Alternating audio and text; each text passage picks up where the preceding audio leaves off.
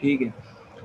सबसे पहले अकाउंटिंग में सर ने हमें एसेट्स के बारे में बताया था कि एसेट्स क्या हैं, नॉन करंट एसेट क्या है। तो एसेट में हमारा कैश आ जाता है, बैंक अकाउंट आ जाता है, अकाउंट रिसीवेबल आ जाता है, नोट रिसीवेबल। अकाउंट रिसीवेबल वो अमाउंट जो कि हमने रिसीव करनी है किसी से, नोट रिसीवेबल वो कि हम जैसे लिख के दे देते हैं किसी को कितनी पेमेंट हमने देनी है, तो वो भी रिसीवेबल है। किसी ने हमें अगर दिया हुआ है कि हम आपको इतना देंगे। तो इसके अलावा मार्केट सिक्योरिटीज़ वो भी एक इंश्योरेंस की तरह होता है, मतलब अगर हम इंश्योरेंस कराते हैं तो वो भी एक हमारा एसेट में आता है, क्योंकि हमने अमाउंट पहले ही पे करी हुई है किसी के लिए। फिर उसके बाद इन्वेंट्री में जो हमारा आइटम है वो भी हमारा एसेट्स है।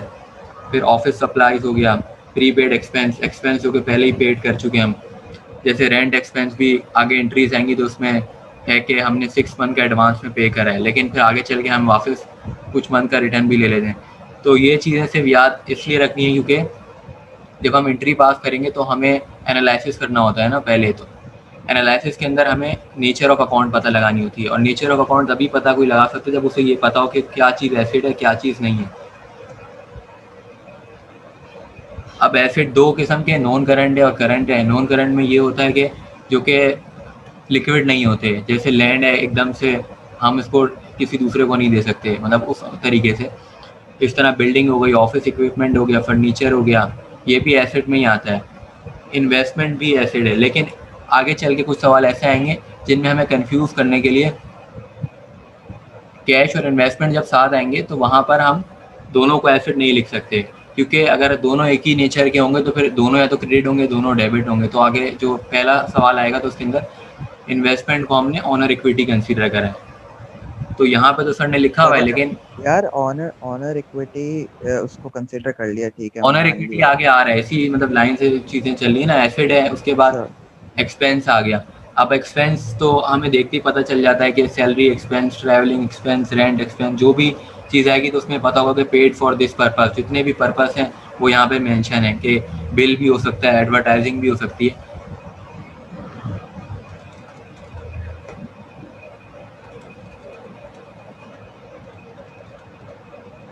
उसके बाद लाइबिलिटीज़, हमें जब नेचर जज करनी होती है एनालिसिस में, तो सबसे पहले एसिड, पहली चीज़ एसिड होती है। उसके बाद आता है लाइबिलिटीज़, और रूल ऑफ डेबिट और क्रेडिट के अंदर भी जो हमारा चार्ट है उसके अंदर भी नंबर 1 पे एसिड है, फिर लाइबिलिटी है। लाइबिलिटी वो चीज़ है जो कि हम पे हमें चुकानी है, यहाँ पे तरीके से हमें उसके लिए पैसा देना है बाद में। अब अकाउंट पेबल वो चीज़ है कि हमने किसी चीज़ के पैसे लौटाने, तो वो लाइबिलिटी मतलब हम पे एक बोझ है, लाइबिलिटी को बोझ की तरह समझा जाता है। इस तरह नोट्स पेबल मतलब हमने किसी को लिख के दिया हुआ चेक की सूरत में, जिस तरह भी, तो हमें अपना वादा एक तरीके से, नोट्स को वादा भी कंसिडर किया जाता है कि वादा है ये। फिर बैंक लोन, बैंक से पैसा लिया हुआ है, वो भी हमारा लाइबिलिटी है। अब नीचे यहाँ पे ओनर इक्विटी लिखा हुआ है। ओनर इक्विटी कैपिटल और ड्राइंग में आता है। अब नेचर ऑफ अकाउंट के अंदर हमारा एसिड होता है, लाइबिलिटी होता है, ओनर इक्विटी आता है। फिर ओनर इक्विटी में दो चीज़ आती हैं, जब भी एंट्री आएगी कि कोई भी बंदा है उसने अपने बिजनेस से अपना पैसा निकाला तो वो ड्राइंग में आता है, तो उसकी नेचर हम ऑनर इक्विटी लिखेंगे। रूल्स ऑफ डेबिट और क्रेडिट आगे आ रहा है, तो उसके अंदर हर नेचर के लिए रूल्स बताए हैं कि अगर ये नेचर हम आइडेंटिफाई कर लेते हैं, असल काम आइडेंटिफिकेशन है कि कौन सा अकाउंट है। अब कैपिटल जो है ना, कैपिटल कैपिटल जो है वो एक इन्वेस्टमेंट ही होता है। तो इस वजह से आगे जो एक एंट्री पास हो रही है ना, वहाँ पे उसको हमने ऑनर इक्विटी पास करा, जो आगे सवाल आएगा जो कि कंफ्यूज करता था सबको। Long term liabilities, liabilities short term भी होती हैं, लॉन्ग टर्म भी होती हैं। लॉन्ग टर्म जो होती है वो बैंक लोन होती है, नोट्स पेबल होती है। तो इसमें भी आइडेंटिफिकेशन करना मसला नहीं है। उसके बाद रेवेन्यू जो हमने कमाया है, तो कमाई के सिर्फ 3 तरीके होते हैं। एक तो ट्रेडिंग बिजनेस, सेल्स रेवेन्यू के, किसी और की चीज़ हमने ली उसको बेच रहे हैं। फिर सर्विसेज बिजनेस के, हम कोई काम कर रहे हैं जिसके बदले में फ़ीस मिल रही है या कमीशन मिल रहा है या इंटरेस्ट इनकम हो गई। फिर मैन्युफैक्चरिंग बिजनेस, या तो हम खुद अपनी चीज़ बना के बेच रहे हैं। तो ये भी हमें जब जब भी इसकी एंट्री आएगी तो हमें पता चल जाएगा देखते साथ ही कि ये हम हमारे यहाँ पैसे आ रहे हैं, ये कोई चीज़ हमने बेची है। अब उसके बाद सर ने बताया कि टी अकाउंट होता है जिसमें लेफ्ट साइड पे डेबिट होता है, राइट साइड पे क्रेडिट होता है। तो ये टी बना हुआ और ऊपर कैश लिखा हुआ है। अब नीचे जो रूल्स ऑफ डेबिट और क्रेडिट है, सर ने बोला था ये एक बेस है हमारी, कि अगर ये किसी को आ गया तो कभी गलत हो ही नहीं सकता। अब इसमें क्या लिखा हुआ है, एसिड लिखा हुआ है। लायबिलिटी है, ऑनर इक्विटी, रेवेन्यू, एक्सपेंस, वही ऊपर जो चीज़ें थी वही चीज़ें यहाँ लिखी हुई हैं। अब रूल्स जो है इंक्रीज और डिक्रीज दोनों के लिए, तो अगर तुम एक के भी याद करते हो तो मैं दूसरे का मसला नहीं है, अपोजिट होता है। तो इसकी लॉजिक के बारे में भी समझा जा सकता है, लेकिन एक शॉर्टकट ये है कि ना तुमने अपने हिसाब से एसेट लायबिलिटी, एसेट जैसे बुक थी थिंग वो थी ना, रिच डैड पुअर डैड, उसके अंदर ये बात की गई थी कि जो अमीर लोग होते हैं वो एसेट बनाते हैं और गरीब लोग लायबिलिटी में लग जाते हैं। तो उस वजह से मैंने तो इस लॉजिक से याद रखा हुआ है कि पहली चीज़ एसेट, दूसरी चीज़ लायबिलिटी, फिर ऑनर इक्विटी, रेवेन्यू, एक्सपेंस। तो एसेट जो है हमारा बढ़ है तो वो डेबिट है, और उसके नीचे जितनी तीन चीज़ें आ रही हैं वो लाइन से क्रेडिट है। अब एसेट बढ़ने पे डेबिट क्यों हुआ है, उसकी वजह यह है कि क्रेडिट से तो तुम एक बात समझते हो कि क्रेडिट उस चीज़ को कहते हैं जो कि हमारे पास से जा रही है। जैसे अगर क्रेडिट कार्ड को यूज़ करता है तो उसके बाद से जब पैसा जाता है तो लिखा आता है दिस अमाउंट इज क्रेडिटेड, कि वो चीज़ चली गई आपके पास से। तो हमारा जब एसेट बढ़ेगा तो फिर हमारे पास से क्या कहते हैं हमें कुछ देना पड़ेगा ना, हमारे पास से चीज़ जाएगी, तो बढ़ाने के लिए हमें डेबिट, तो चीज़ को बढ़ाने के लिए, अपने एसेट को बढ़ाने के लिए जब हम पैसा देंगे या कोई भी चीज़ हम करेंगे तो वो मेरे हिसाब से डेबिट बनता है। और लायबिलिटी के अंदर ये है कि क्रेडिट क्यों है, क्योंकि लायबिलिटी एक हमारी वो चीज़ है जिसके ज़रिए हम कैश पे करें, डायरेक्टली कैश पे करें तो बढ़ने पे लायबिलिटी बढ़ रही है। जैसे लायबिलिटी का मतलब है कि हमने कोई चीज़ खरीद ली, जैसे मोबाइल खरीद लिया, वो लायबिलिटी में आता है। तो वो चीज़ जब जा रही है हमारे, ले रहे हैं हम, तो उसके बदले में हम पैसे देंगे, तो क्रेडिट इस वजह से आ है। ऑनर इक्विटी में भी यही है, रेवेन्यू के अंदर भी वही चीज़ है। रेवेन्यू मतलब इसको मेमोराइज भी कर सकते हो, लॉजिक कोई अपने तरफ से भी बना सकते हो, लेकिन बहुत सारे यूट्यूब पे मैंने वीडियोस देखे तो उसके अंदर कुछ लोग बोलते हैं कि एक चीज़ आ रही है तो ये है, एक चीज़ जा रही तो ये है, फिर कुछ दूसरे लोग उसी को अपोज कर रहे होते हैं, बोलते हैं कि ये घटिया लॉजिक है, इसकी वजह से आपकी बेस ख़राब हो रही है। तो इसलिए सिंपल मैं तो यही रिकमेंड करता हूँ कि ना आप इसको 3-4 बार लिखो और एक साइड याद करो, दूसरा अपोजिट है, और या फिर ये इस सीक्वेंस याद कर लो। और इस सीक्वेंस याद करना ज़रूरी क्यों है, वो इसलिए क्योंकि आगे चल के जब हम वो बनाएंगे ना जनरल लेजर, वो जनरल, तो उसके अंदर हमें सीक्वेंस से लिखना होगा। मतलब ये कि ऊपर एसिड लिखना, एसिड वाली एंट्री पहले लिखनी होगी, लायबिलिटी वाली बाद में, ऑनर इक्विटी उसके बाद। तो जिसकी वजह से ये सीक्वेंस याद करना ज़रूरी है। और सीक्वेंस याद हो गया तो फिर ये चीज़ भी याद कर लोगे कि भाई इंक्रीज में ऊपर डेबिट है और नीचे भी डेबिट है, बाकी सेंट्रल जो है वो हमारा क्रेडिट है। अब ये पहला सवाल है, इसके बारे में बात कर रहा था कि कैश दिया हुआ उसके साथ इन्वेस्टमेंट दी हुई है। अब अगर मैं ऊपर जाता हूँ वापस, तो ऊपर तो मैं दिखाऊंगा कि सर ने क्या लिखवाया था कि कैश भी एसिड है, इन्वेस्टमेंट भी एसिड है। देख लो एसिड के अंदर इन्वेस्टमेंट लिखा हुआ है यहाँ पर, और अगर हम ऊपर जाते हैं तो कैश भी एसिड है। अब दोनों एसिड हैं तो फिर एंट्री पास हो ही नहीं सकती, तो इस वजह से इसको हमने कंसीडर करा है। इस इन्वेस्टमेंट को ना हमने कंसीडर कर दिया कैपिटल, क्योंकि कैपिटल ओनर इक्विटी में आता है, ताकि हमारी एंट्री हो जाए। अब ये हर सवाल में ना ये स्टेटमेंट कॉमन है, अगर देखोगे जितने भी सवाल कराएं और पास पेपर भी हैं तो उसके अंदर भी। तो इन्वेस्टमेंट का वर्ड, ये जो एंट्री आ रही है तो ये एंट्री हमें वैसे ही मेमोराइज हो जाएगी 3-4 सवाल करने के बाद। तो पहली एंट्री देखो, ये चीज़ मैंने बोली थी सबसे पहले, तुमने अकाउंट को जज करना है। अकाउंट क्या है, तो अकाउंट कैश तो एक साइड पे लिखा हुआ था, दूसरी तरफ इन्वेस्टमेंट लिखा हुआ था। लेकिन अगर हम इन्वेस्टमेंट अकाउंट बनाते तो उसकी नेचर एसेट आ जाती, जहाँ पे हमने ओनर इक्विटी लिखा है कैपिटल के नीचे। तो अगर दोनों एसेट अगर हो जाए और दोनों ही बढ़ रहे हैं, क्योंकि कैश भी बढ़ रहा है, एसेट भी, वो भी इन्वेस्टमेंट भी लगा रहे हैं, तो फिर हो नहीं सकती थी। सिर्फ इसी वजह से ये एंट्री जो है कॉमन है। मतलब कहने का मकसद ये कि कुछ लोग होते हैं ना कि वो ये कहेंगे कि सर आप रूल ऑफ डेबिट और क्रेडिट कर लो तो आपका पेपर निकल जाएगा, ऐसा नहीं है। बहुत जगहों पे ना कुछ ऐसी चीज़ें हो रही हैं जिसकी वजह से प्रैक्टिस ज़रूरी है। तो ये दोनों बड़ा है, क्योंकि हम कैश लगा रहे हैं अपना, तो हमारा जो बिजनेस है उसमें कैश बढ़ा, इसलिए कैश के साथ प्लस आ गया, और कैपिटल के साथ भी प्लस है, क्योंकि जो हमारा कैपिटल है वो भी बढ़ा जब उस पर पैसे लगे। तो अब रूल्स ऑफ डेबिट और क्रेडिट से ये है कि कैश जब बढ़ता है तो वो डेबिट है, और ओनर इक्विटी, कैश को एसेट बोलोगे, और एसेट हमारे रूल ऑफ डेबिट और क्रेडिट में है कि एसेट बढ़ेगा तो डेबिट और ओनर इक्विटी। अच्छा, इसके अंदर मैं एक और तुम लोग को शॉर्टकट बताता हूँ कि ना हमेशा 90% बोलूँगा 80% बोलूँगा एंट्री ना कैश के साथ होती है। कैश आ रहा होता है क्योंकि कैश पैसे के बगैर काम नहीं चलता ना। तो कैश का तुम लोग अगर याद कर लेते हो तो अपोजिट तुम्हें पता है कि दूसरे का अपोजिट ही होना है। मतलब ये कि अगर कोई बंदा नेचर जज करने में गलत हो गया, जैसे अभी तो यहाँ एसेट है तो इसलिए यहाँ पे सेम एसेट नहीं आ सकता, लेकिन ओनर इक्विटी की जगह कोई और कुछ भी लिख दे, लेकिन ये बात तो सबको पता है कि इधर अगर डेबिट हो रहा है तो उस साइड क्रेडिट ही होना है। तो इस वजह से गलती के चांस कम हो जाता है इन सवालों में, क्योंकि तुम कैश की तुम्हें कंफर्म है कि भाई कैश तो पता है कि बढ़ेगा तो वो डेबिट है, बाकी जो उसके बराबर में जो चीज़ भी आएगी वो क्रेडिट ही होनी है फिर। तो इस वजह से गलती का चांस कम हो जाता है। उसके बाद अगली एंट्री पे आ जाते हैं।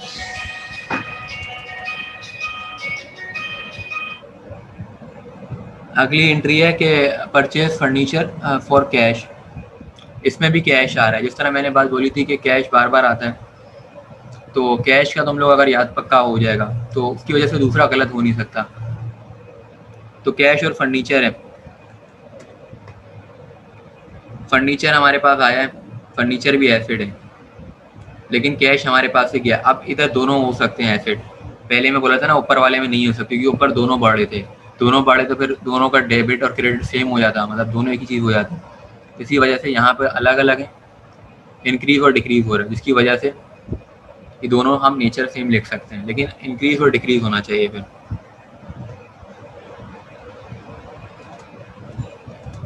उसके बाद है purchase office supplies for on account. इसके अंदर भी कैश है लेकिन ऑन अकाउंट आ रहे हैं, तो अकाउंट पेबल होगा। मतलब कैश इसलिए नहीं आया क्योंकि कैश सवाल में नहीं लिखा हुआ, कैश में ऑन अकाउंट जब भी लिखा होगा तो अकाउंट पेबल है। ऑन अकाउंट का मतलब होता है उधार, और अकाउंट अकाउंट पेबल है उधार पे, मतलब हमने चीज ली है, वही हमने बात, आगे बाद में देनी है, ये चीज लाइबिलिटी हो जाएगी हमारी। वो लाइबिलिटी हो जाएगी। और ऑफिस सप्लाई हमारा एसिड है, क्योंकि मैंने बात ऊपर जो लिखी हुई थी कि कोई भी चीज़ अगर हमारा कैपिटल, मतलब कोई भी हम ऑफिस के लिए सामान खरीदते हैं तो वो हमारा एसिड ही है। एसिड बढ़ा है तो डेबिट, और हमारी क्या कहते हैं लाइबिलिटी बढ़ी। देखो बात वक्त इस तरह होता है कि ना बंदा भूल जाता है कि अब जैसे लाइबिलिटी आ रही है, रिकमेंडेड चीज़ तो पेपर के लिए यही है कि सबसे पहले ना आप चार्ट बना लो रूल ऑफ डेबिट क्रेडिट का। अगर चार्ट कोई नहीं बना रहा तो उसको फिर इस तरीके से सोचना पड़ेगा कि अगर एक चीज़ बढ़ी तो उसका अपोजिट होगा। उसके बाद चौथी एंट्री पे आ जाते हैं, rendered professional services for cash. अब इधर कैश आ रहे हैं और सर्विसेज आ रही हैं, तो फ़ी इनकम आएगी यहाँ पे। फ़ी इनकम हमारा रेवेन्यू होता है कि हमने पैसा कमाया है, और कैश एसेट होता है। वो कैश की एंट्री तो इतनी बार आएगी कि हम कैश की वजह से तुम बच जाओगे, क्योंकि कैश अगर डेबिट होगा तो अब वो दूसरा वाला क्रेडिट है। तो रेवेन्यू के जो रूल हैं डेबिट और क्रेडिट के, उसी की बेस हमने कर दिया। लेकिन इन सवालों में सिर्फ जज क्या करना है कि अकाउंट का जो ऊपर टाइटल है, जैसे कैश अकाउंट, फ़ी इनकम, ये चीज़ सबसे बड़ी जज करनी है। अगर ये जज नहीं कर पा रहा कोई तो फिर रह जाएगा वो। पाँचवें पे आ जाते हैं, render professional services on account. Service fee income तो हो रही है लेकिन ऑन अकाउंट है, मतलब अकाउंट रिसीवेबल, क्योंकि सर्विस हमने दी। अकाउंट पेएबल, अच्छा हमने सर्विस हासिल करी लेकिन अकाउंट में हमने उधार पे हासिल करी, तो इसलिए अकाउंट पेएबल है और वो फ़ी इनकम है।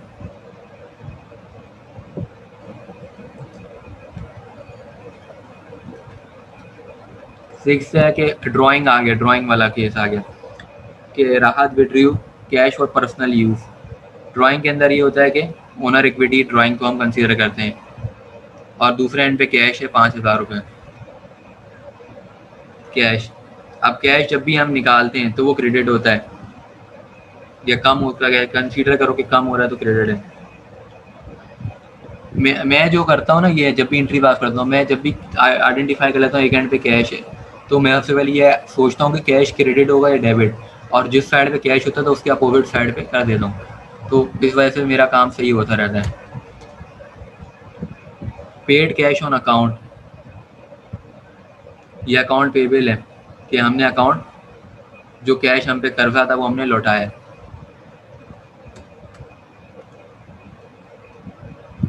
अकाउंट पेबल 8वीं दी है 7वीं दी, देखते हैं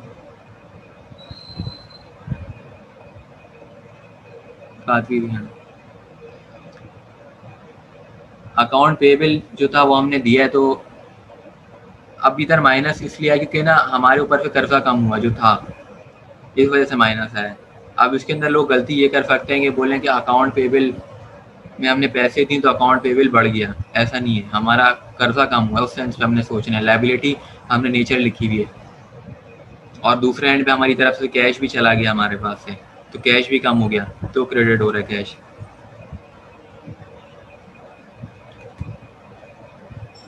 receive cash from customers, customer से कैश करें तो वो मेरे हिसाब से रेवेन्यू ही होना चाहिए।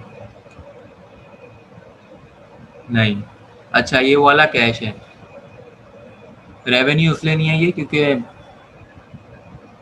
इसका लिंक पिछली एंट्री पे होगा किसी के, हमने रिसीव करना था कैश,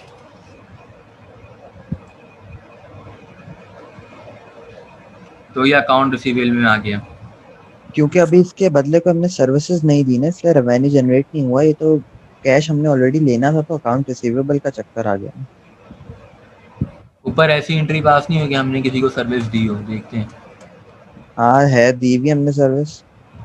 ऑन ऑन अकाउंट दी तो है, rendered professional services for ₹78,000 on account, number हाँ, 5। तो फिर उस बंदे ने हमें 50,000 दिए, बाकी नहीं दिए, जिसकी वजह से वो अकाउंट रिसीवेबल में आया। मतलब हमने सर्विसेज दी अकाउंट पे, उसके बाद उस बंदे ने हमें 50,000 दिए। उसके बाद बिल वाला आ रहा है, तो ये एक्सपेंसेस में आएगा, जिसको हम यूटिलिटी बिल जो है वो एक्सपेंस है, और फिर उसके साथ हमारा कैश अकाउंट है 9 पे।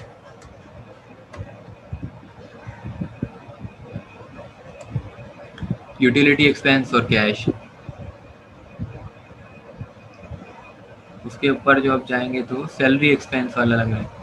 हाँ, उसका आखिरी एंट्री है salary, paid salary for month, तो ये भी हमारा एक्सपेंस में ही आता है। सैलरी एक्सपेंस हम नीचर में लिखेंगे, एक्सपेंस लिखा, और दूसरी तरफ हमने पैसे दिए तो वो कम हुए, कैश कम हुआ तो क्रेडिट हुआ। तो आप इसका ना आगे हमने बनाया जनरल, जर्नल स्केलेटन फॉर्म कहते थे सर इसको। अब इसके अंदर करा ये है कि सबसे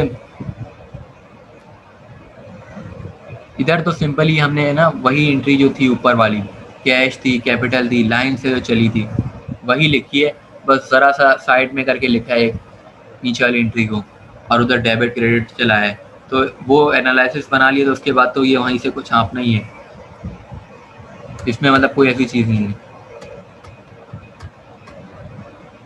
क्वेश्चन नंबर 3 है, अब देखो क्वेश्चन नंबर 3 के अंदर भी वही चीज़ बोली है कि कैश और इन्वेस्टमेंट, तो हम इस इन्वेस्टमेंट को ऑनर इक्विटी कंसीडर करेंगे और कैश अकाउंट को एसेट।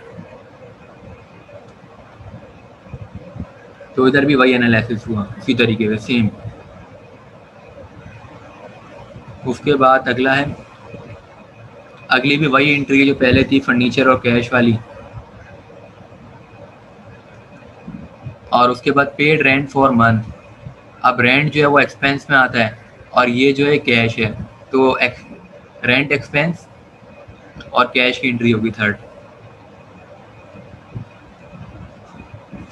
हाँ, रेंट एक्सपेंस और कैश, ये एक्सपेंस अकाउंट लगा और ये एसेट लगा, कैश हमारी तरफ से गया तो क्रेडिट हो गया।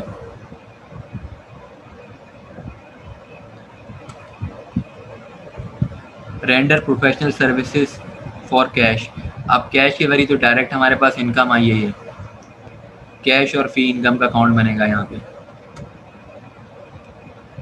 फी इनकम कैश, फी इनकम रेवेन्यू और कैश हमारा एसेट।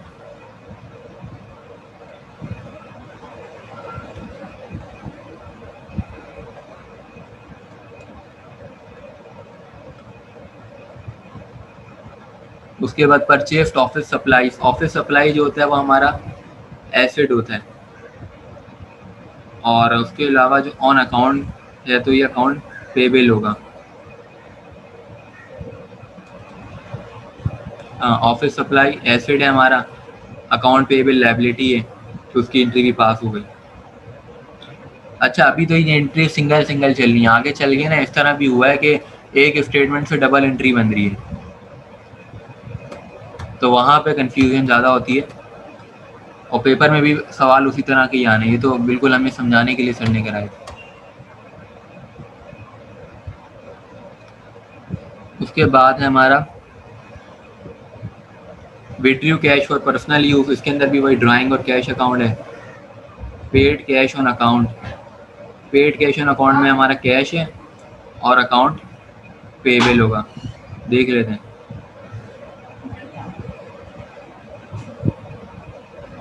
ये रहा अकाउंट पेबल और कैश है।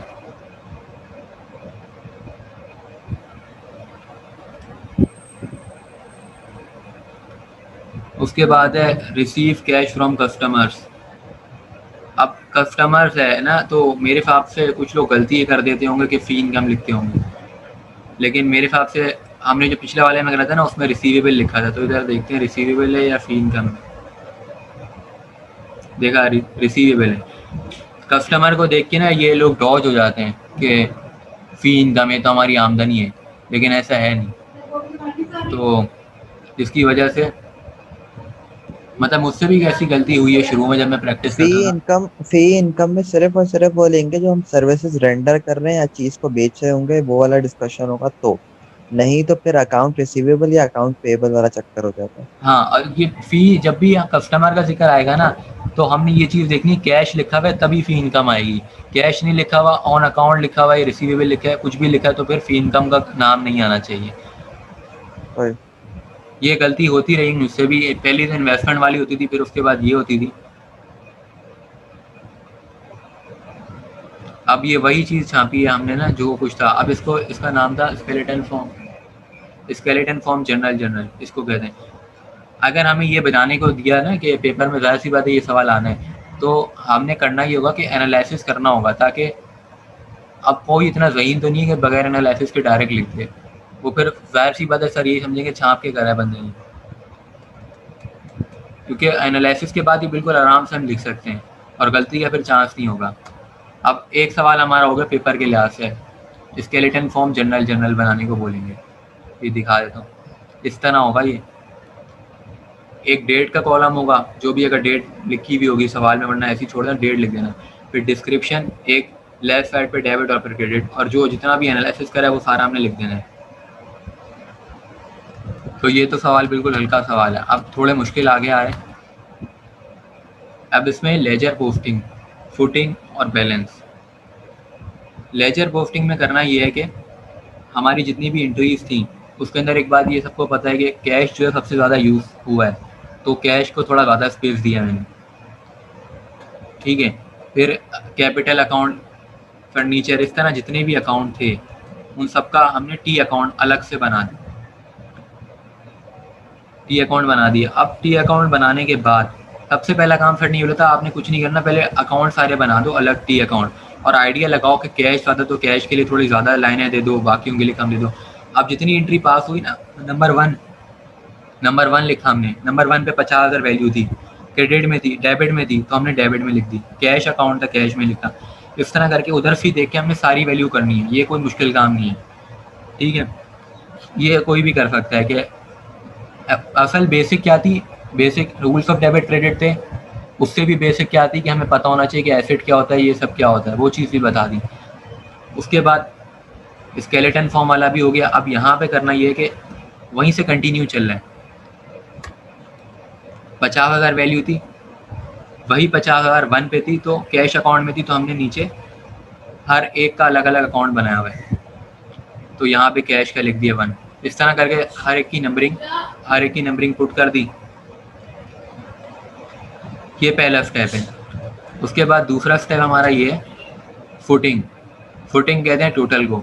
टोटल कैसे करना है हमने, टोटल ये जितनी भी वैल्यूज़ हैं, जैसे 50,000, 12,000, 10,000, इन सबका ऐड करेंगे तो 72,000 आ गया।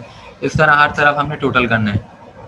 टोटल करने के बाद थर्ड स्टेप है balance. Balance difference between debit and credit. तो डिफरेंस कैसे करा हमने, यहाँ पे 24 था और यहाँ पे 72 था, तो माइनस कर दिया। अब जिसकी तरफ की वैल्यू ज़्यादा है तो हम उस तरफ करके इधर कोने में लिख देंगे पेंसिल से। ये बात सर ने बोली थी कि पेंसिल से थोड़ा सा ऊपर करके साइड में लिखना है। इस तरह सबका हमने फुटिंग वो भी कर दिया, बैलेंस भी कर दिया। अब ये जो चीज़ है ना, ये क्यों है, ये जो लिखा हुआ है 1 2 3, ये रूल्स ऑफ डेबिट क्रेडिट के अंदर यही चीज़ है। सर ने हमें rule of debit credit sequence इसलिए लिखवाया ताकि हमें बात याद हो जाए कि सबसे पहले एसिड है, फिर लायबिलिटी है, फिर ऑनर इक्विटी, रेवेन्यू, एक्सपेंस। अब एसिड की भी टाइप बताई हुई है, current acid, non current acid, जो के ऊपर हमने सब कुछ डिटेल बात कर ली है। अब ये ट्रायल बैलेंस है। ट्रायल बैलेंस मेन चीज़ है इसमें, क्योंकि ट्रायल बैलेंस के अंदर हमने एंट्री जो ये सारी लिखी है, ये हमने उस तरीके से नहीं लिखी जिस तरह हमने पहले जनरल बनाया था। इधर हमने करा ये है कि इस चीज़ को फॉलो करें, एसिड वाली चीज़ सबसे पहले लिखनी है हमें, फिर लायबिलिटी, फिर ऑनर इक्विटी, फिर इस तरीके से चलना है। अगर हमने ऊपर नीचे कर दिया तो सर ने बोला था कि इसके नंबर कटेंगे, तो ये मिस्टेक लोग कर सकते हैं। सबसे पहले तो कैश नंबर 1 पे आना चाहिए, क्योंकि कैश एसिड ज़्यादा यूज हुआ है। कैश की वैल्यू हमने निकाली थी डिफरेंस करके, ऊपर जाते हैं, डिफरेंस करके आया था ये 47500, यही वैल्यू हमने कैश के डेबिट में लिखी। इस तरह करके अकाउंट रिसीवेबल भी एसिड है। एसिड क्यों है, क्योंकि ये पैसा हमें मिलने वाला है। ऑफिस सप्लाईज भी हमारा एसिड है, फर्नीचर भी एसिड है।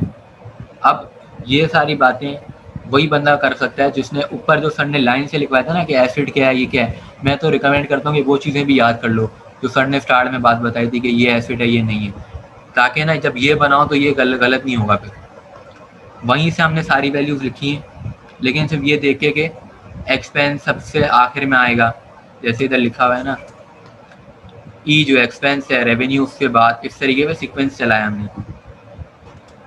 तो ट्रायल बैलेंस भी बिल्कुल सिंपल है। उसके बाद ट्रायल बैलेंस में वैल्यू सेम आनी चाहिए, डेबिट और क्रेडिट की, तभी हमारा आंसर सही है, वरना हमने गलत करा है। गलत फिर हमने क्या करा, एनालिसिस गलत करा, तभी ये गलत आएगा, वरना गलत नहीं आता। अगर एनालिसिस गलत ऐसे करेंगे, जैसे मैं बता रहा था कि कस्टमर को देख के लोग फ़ी इनकम लिख देते हैं, जबकि फ़ी इनकम नहीं लिखना, हमने देखना है वहाँ अकाउंट तो नहीं लिखा हुआ। अगर अकाउंट लिखा है तो फिर अकाउंट रिसीवेबल या पेबल का कुछ होगा, तो वो गलती लोग कर देते हैं। इसके अलावा क्या इन्वेस्टमेंट को लोग समझ लेते हैं कि भाई ये एसिड है, जबकि कुछ जगहों पे वो ऑनर इक्विटी होता है। तो ये 2 मिस्टेक होती हैं ज़्यादातर लोगों से। बाकी ट्रायल बैलेंस तो बिल्कुल सिंपल है, पीछे से जिसका बेसिक सही चलता आ रहा है ना एक एक चीज़, उसके लिए मसला नहीं है ट्रायल बैलेंस। अब ये दूसरा जो सवाल था उसका इन्होंने जनरल लेजर बनाया, तो मेरे ख्याल से डिस्कस करने की ज़रूरत नहीं है। एक कोई अगर आप सही से समझ लेते तो सारे सवाल होते हैं, क्योंकि रिपीटेड वैल्यूज़ हैं सारी।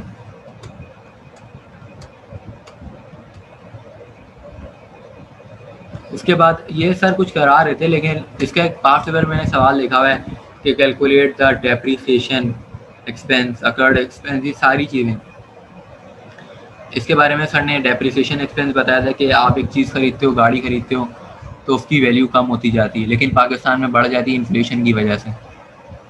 ओवरऑल वो बात कर रहे थे कि डेप्रीसिएशन होती है चीज़ों में। उसके बाद अकर्ड एक्सपेंस, वो ये बोले थे कि चीज़ ख़राब हो जाती है या उसके अंदर मेंटेनेंस का आ जाता है खर्चा।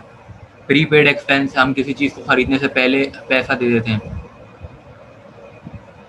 अकर्ड इनकम, जो अकर्ड इनकम होगी वो, यार वही बात है ना, जिस तरह पाकिस्तान में वैल्यू बढ़ जाती है इन्फ्लेशन की वजह से, करेंसी डाउन हो रही है, अब किसी ने पहले गाड़ी खरीदी तो अब महंगी बेच रहा है वो, तो वो उसकी इनकम हो गई। मतलब एक ऐसी इनकम जो कि किसी वजह से हो रही है, चाहे मतलब वक्त गुजरने के साथ डेप्रिसिएशन। जैसे मतलब अभी मैंने गाड़ी खरीदी अभी को 2 महीने पहले, कोई 1.5 लाख की खरीदी पुरानी गाड़ी एक। अब कीमतें बढ़ गई, 2-3 महीने में कीमतें बढ़ गई, तो अब वो मैं इनकम में बेचने आ जा जाएगी। रहा हूँ, मुझे मुझे 1.5 के 3 लाख रुपए मिल रहा है, तो 1.5 लाख है तो वो अकर्ड इनकम हो गई, ठीक हाँ हो गया। हाँ, यही चीज़ है। तो अब इस सर ने एक बात बताई थी कि इसका एक सवाल कराया है, आप पेपर में मेरे ख्याल से देंगे, क्योंकि वरना पेपर 100 का बनेगा कैसे। तो एक मशीन की वैल्यू उन्होंने बताई थी कि इतनी वैल्यू है,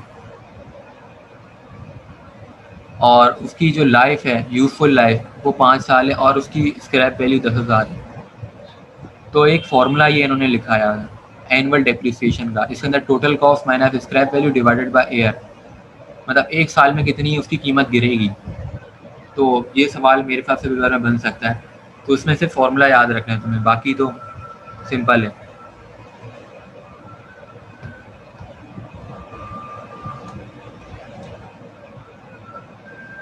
अच्छा नहीं नहीं, अकर्ड इनकम अलग है, अकर्ड इनकम है अर्न बट नॉट रिसीव, सही लिखा हुआ है इधर,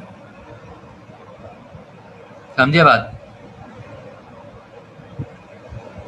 मतलब इसमें वो मैंने इसको इस सेंस में इसमें किया था कि जैसे तुमने क्रिप्टो करेंसी खरीदी, उसकी वैल्यू बढ़ गई, तुमने मतलब प्रॉफिट अर्न कर लिया, लेकिन अब तक रिसीव नहीं करा, मतलब सेल करने से पहले वो इनकम में ही आती है, कुछ भी ऐसी चीज़, तो वो प्रॉफिट में ही आता है, मतलब हमने अर्न करा हुआ लेकिन अब तक रिसीव नहीं करा, मतलब हमारे पास वो एसेट की फॉर्म में पड़ी हुई है चीज़।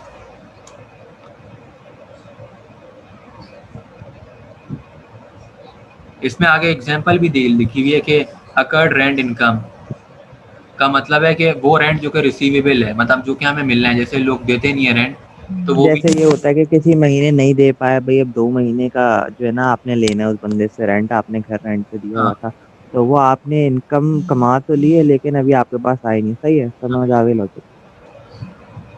और अकर्ड एक्सपेंस के अंदर ये है कि वो एक्सपेंस जो कि अनपेड है, मतलब हम पे ड्यू है लेकिन हमने पे नहीं करा, वो अकाउंट पेबल ही समझ लो। अब आगे चल के ना जो डिफिकल्ट सवाल आते हैं उनके अंदर ये वर्डिंग चेंज कर देते हैं, जैसे पे बिल की जगह अनपेड लिख देंगे, आउटस्टैंडिंग लिख देंगे, कुछ भी ना, ताकि बंदा घूम जाए। तो ये कुछ टर्म्स होती हैं, ये देखनी पड़ेंगी। तो पहला सवाल तो सिंपल था, दूसरे के अंदर सिर्फ इन्होंने ये बताया था, तीसरे के अंदर भी सिर्फ इन्होंने, अब मुझे ऐसा लगता है कि ना, जैसे हमें सर ने एक डेफिनेशन लिखाई है, आगे दिखाऊंगा मैं वो, कि व्हाट इज़ वर्कशीट, तो पेपर के पास्ट पेपर के अंदर मैंने देखा हुआ है कि वर्कशीट के सवाल से पीएलए लिखा हुआ है कि आपने डिफाइन करना है। इस तरह ये जितनी भी डेफिनेशन, मतलब इंट्रोडक्शन ये नॉर्मल सा हमसे मांगा जा सकता है, और हमसे ये डेप्रिसिएशन वाला एक सवाल ले लेंगे और उसके साथ डेफिनेशन दे देंगे इन सारी चीज़ों की, ये हमसे पूछ लेंगे बताओ क्या होता है एग्जाम्पल के साथ। तो ये चीज़ सिर्फ देखने वाली है। प्रीपेड एक्सपेंस पता है कि वो एक्सपेंस जो कि अगर रेंट इन एडवांस हमने पे कर दिया तो वो हमारा प्रीपेड है। अब इसका भी एक सवाल है कि paid rent advance 72K for 1 year on 1 अगस्त 2019। अब रेंट एक्सपेंस हमने उसका निकालना है, लिखा हुआ है, इसको हमने 12 से डिवाइड करा, पर मंथ आ गया, और उसके बाद 5 महीने का अगर हमसे पूछा जाए कि 5 महीने का बताओ, तो हमने 12 से डिवाइड करके 1 महीने का निकाला और उसको 5 से मल्टीप्लाई कर दिया, तो हमने 5 महीने का रेंट निकाल दिया। मतलब ये ऐसा क्योंकि सवाल। हर हाल में अकाउंट जो है हर साल के एंड में क्लोज होता है, तो साल के एंड तक के 5 महीने बन रहे थे तो उस वक्त हाँ तक का हाँ, निकालना था कि याद आ कितना गई दे बात, दिया। सही बोलो। ये देखो अगस्त है ना, तो अगस्त के बाद 5 महीने बचे थे, तो इस वजह से हमने वो निकाला एक्सपेंस, और उसके आगे एंट्री एक और पास की गई कि प्रीपेड रेंट तो ये रहा, लेकिन जब साल गुजर गया तो उसके बाद हमारा एक्सपेंस इतना हो चुका था, मतलब क्रेडिट में लिखा है हमने उसको, क्रेडिट, और रेंट एक्सपेंस दूसरी तरफ लिखा हुआ है। तो अब ये बात आगे सर ने बताई थी कि जो मतलब इस्तेमाल हो गई रेंट, वो तो हमारा एक्सपेंस में आ गया, और जो बचा हुआ है जो कि प्रीपेड है वो एसेट में आता है, क्योंकि एसेट इसलिए कि हम बाद में उससे वापस भी क्लेम कर सकते हैं अगर हम वो वहाँ से जगह खाली करते हैं। उसके बाद प्रीपेड इंश्योरेंस का एक सवाल है कि paid prepaid insurance for 3 years, तो इसके अंदर भी वही चीज़ करनी है कि हमें जुलाई का महीने, जुलाई के बाद 6 महीने हैं, तो हमने ईयर कंप्लीट होने पे कैलकुलेट कर ली, इंश्योरेंस एक्सपेंस अलग कर लिया, प्रीपेड इंश्योरेंस एक्सपेंस अलग कर दिया। अच्छा 3 ईयर था, तो 3 ईयर में 36 मंथ होते हैं, तो इसलिए डिवाइड बाय 36 है।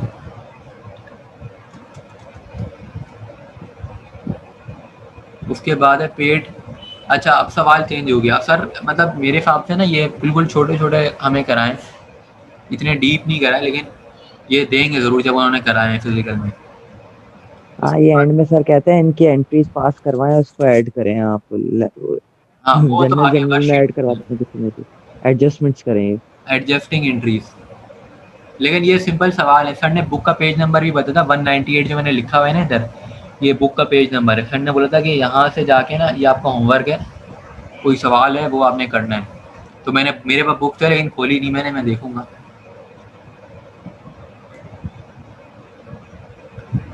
उसके बाद ये भी उसी तरह सवाल है कि मई है तो फिर हमारे महीने कितने बचे, 8 बचे, तो हमने एक्सपेंस निकाल लिया। प्रीपेड एक्सपेंस अलग हो जाएगा और जो एक्सपेंस पेड है वो अलग। अच्छा, उसके बाद ये उसी तरह का है, कैश और इन्वेस्टमेंट, कैश डिपॉजिट में बैंक, ये मतलब उसी तरह की एंट्री वाला है। अब इस ये सवाल है कि हमसे मांगा जा रहा है जर्नल के लिए तुम्हें पहले एनालिसिस करना होगा, उसके बाद एनालिसिस को वही तुम छाप दोगे जर्नल में, तो तुम्हारा एक सवाल हो गया। उसके बाद लिखा हुआ है set up necessary T accounts and record above transaction. ये वही चीज़ दूसरे वर्ड में बोली जा रही है कि जर्नल लेजर ही करो, जिस तरह हम करते थे ना, अलग अलग टी अकाउंट बना रहे थे हर चीज़ के, वही चीज़ करनी है। फिर उसके बाद prepare pre closing trial balance. Trial balance हमने बनाना है, जो कि मतलब इन्होंने ना सिर्फ नाम चेंज करा है, ये है जर्नल लेजर ही है, ये लेजर पोस्टिंग बोलो, लेकिन नाम चेंज कर दिया कि टी, उसमें भी यही करना था, टी अकाउंट बनाया था, एंड में ट्रायल बैलेंस था, तो ये वही सवाल है। अच्छा, ट्रायल बैलेंस बोला है जुलाई 31 2019 से। हाँ, जुलाई 31 बोला है। तो देखो, ये जो पूरी एंट्रीज है ना, ये 1 महीने की, इधर वाला नहीं है कि ये साल का है तो हमने अलग निकालना है, वो ऊपर वाले थे। ये वही सवाल है जो हम पहले कर चुके हैं।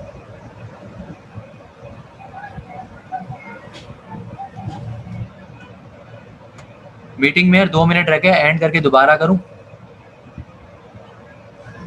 हाँ कर लो।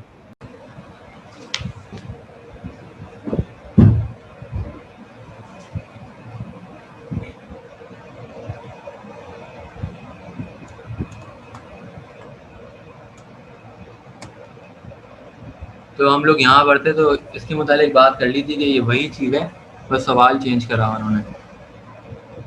वही पहले एनालिसिस करना है, टी अकाउंट बनाने, जर्नल बनाना है एनालिसिस के बाद, उसके बाद वही टी अकाउंट डिफरेंट हर चीज़ के बनाने, और फिर ट्रायल बैलेंस बनाने।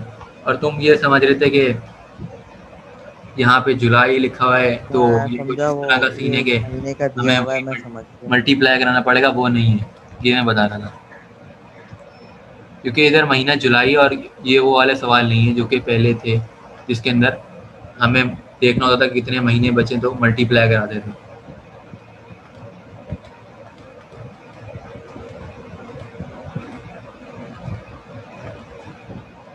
ये उसी तरह का, देखो ऊपर वही एनालिसिस हुआ हुआ है।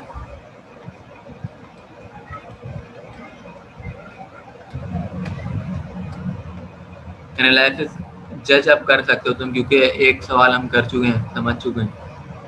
उसी की बेस पे majority of the time cash तुम्हें नज़र आएगा, ऑफिस सप्लाई, अकाउंट पेबल, ये सारी वही चीज़ें जो पिछले सवाल में थी, कोई इधर ऐसी नई चीज़ नहीं है। और फिर इसी तरह उन्हीं को छापने ऊपर वाले एनालिसिस को, तो तुम्हारा ये जर्नल बन जाएगा।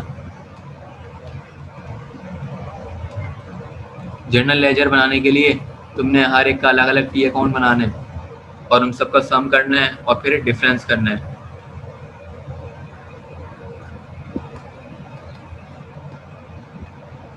उसके बाद ये ट्रायल बैलेंस आएगा। ट्रायल बैलेंस के लिए तुम्हें रूल ऑफ डेबिट क्रेडिट को के जो नाम है, जैसे asset, liability, owner equity, revenue, expense, इस सीक्वेंस के जरिए तुमने यहाँ पे अकाउंट लिखने हैं। और ट्रायल बैलेंस में तुम्हारे दोनों वैल्यू सेम आनी चाहिए, डेबिट और क्रेडिट की।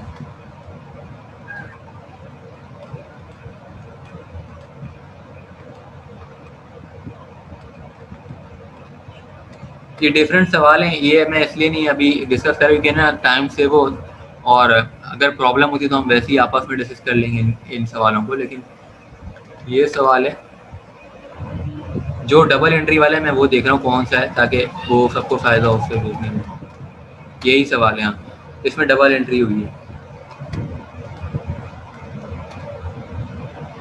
देखो, डबल एंट्री ऐसे कि started business with cash investment of, हम लोग अब तक यही करते आए थे, लेकिन उसके साथ एंड फर्नीचर कॉस्टिंग, तो कैश और इन्वेस्टमेंट मतलब ऑनर इक्विटी वाला अकाउंट एक बनेगा, उसके बाद फर्नीचर और कैश का अलग बन जाएगा।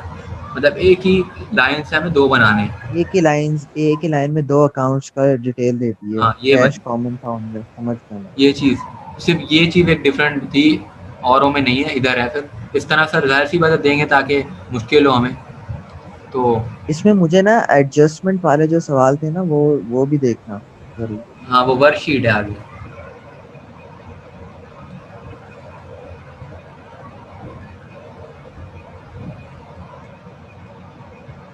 अब देखो उधर एक ही से 2 पास हुई थी ना, तो इधर भी हमने अलग-अलग लिखे हैं, जैसे कैश कैपिटल और फर्नीचर और कैश। मतलब वो इस तरह ही है कि तुमने ना लाइन को सही। स्प्लिट करके अलग-अलग कर दिया है। बस उधर नंबर एक शो करा कि दो लाइन, एक की दो लाइनें बना दी, उसको अलग अलग समझ के उसको परफॉर्म करते हैं। फिर ये उसी तरह अलग-अलग टी अकाउंट बनाए सबके, फिर ऐड करा और फिर डिफरेंस निकाला, और फिर आगे ट्रायल बैलेंस में वही पुट करा। तो यहाँ पे वैल्यू सेम आनी चाहिए दोनों साइड, ये हमारी मेन चीज़ है। और ये वही वाला सवाल है जो हम पहले कर चुके थे कि जो हमें डेट दी उससे हमने महीने देखने कितने बचे, मतलब वही सिमिलर है ये। अभी बुक का पेज नंबर 197, एक पहले सर ने 198 बोला था और अभी 197 है, तो ये उसका ही सवाल है। ये सर ने समझाया भी था कि एक फुटबॉल टीम है और टिकट्स की इनकम है।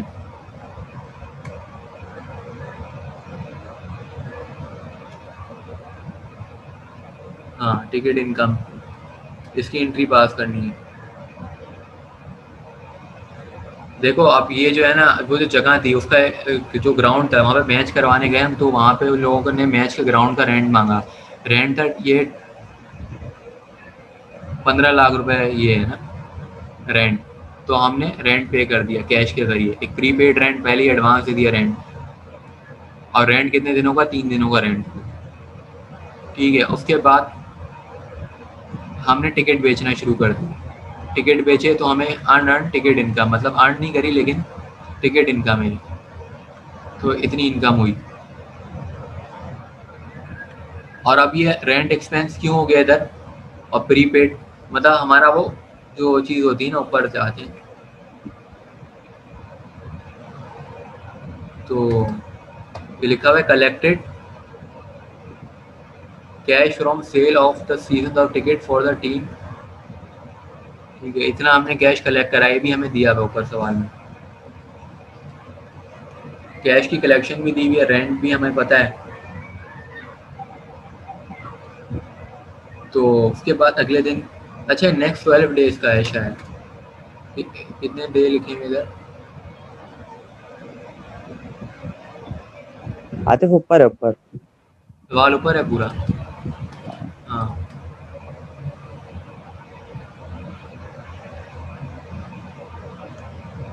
अच्छा ये पूरे महीने का पे करें हमने। हाँ जाहिर है, फिर एक दिन का निकालोगे तो वो अलग आएगा। बल्कि इधर लिखा हुआ है स्टेडियम फॉर 5 मंथ पीरियड, 5 महीने के लिए करें। अब 5 महीने के लिए करें तो अब हमने एक दिन का रेंट निकाला है।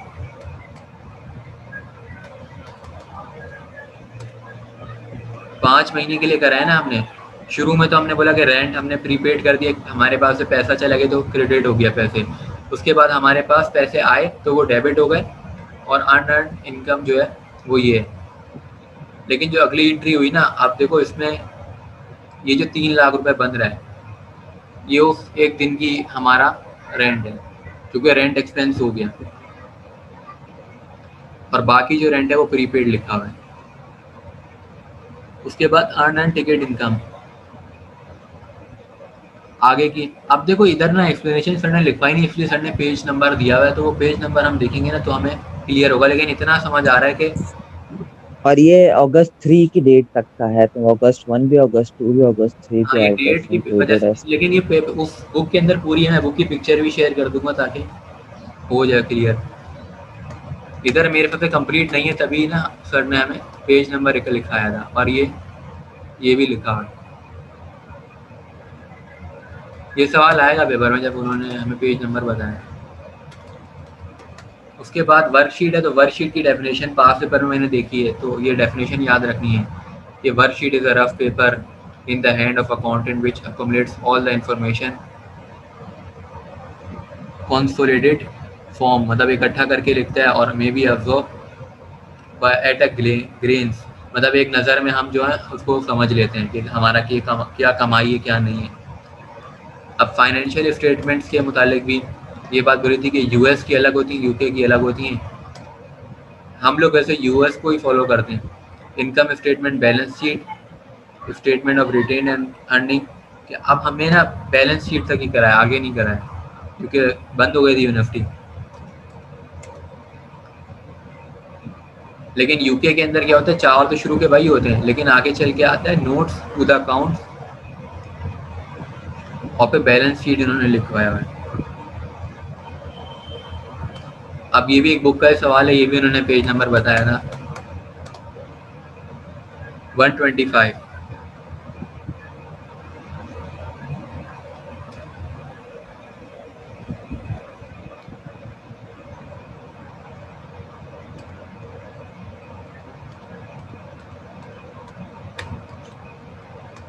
ये भी मेरे हिसाब से बुक को ही देख के हम सवाल पढ़ेंगे तभी हो सकते हो, कि इधर सवाल नहीं लिखा हुआ। उन्होंने बोला था बुक खोलो, और बुक उनके पास थी तो उससे देख के वो करा रहे थे।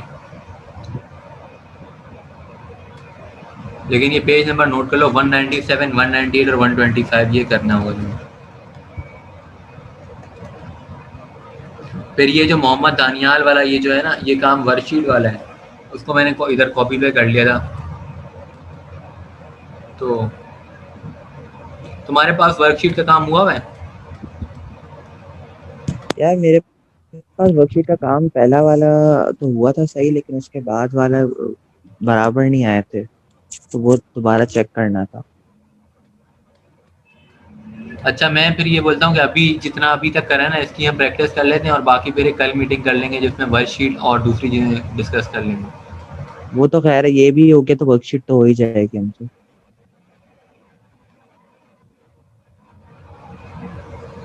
वर्कशीट की ना मैं पिक्चर भी शेयर कर दूंगा, और ये बुक के पेज नंबर भी शेयर कर देता हूँ, ताकि जो डन हो गया, डन जो हो खुद गया। करना चाह रहा है वो कर ले। लेकिन अभी जितना हुआ है ना, ये भी इसके लिए मतलब 5-6 घंटे करनी चाहिए प्रैक्टिस हर एक को। जितने सवाल हमें दिए थे ना, एक फिदियान अली वाला दिया था बात से, सवालात के क्वेश्चन पेपर भी मैं शेयर कर देता हूँ, ताकि उससे देख के किसी के पास नहीं होगा। ठीक हो गया, ठीक हो गया। ठीक है, ओके। ओके, अल्लाह हाफिज। अल्लाह हाफिज़।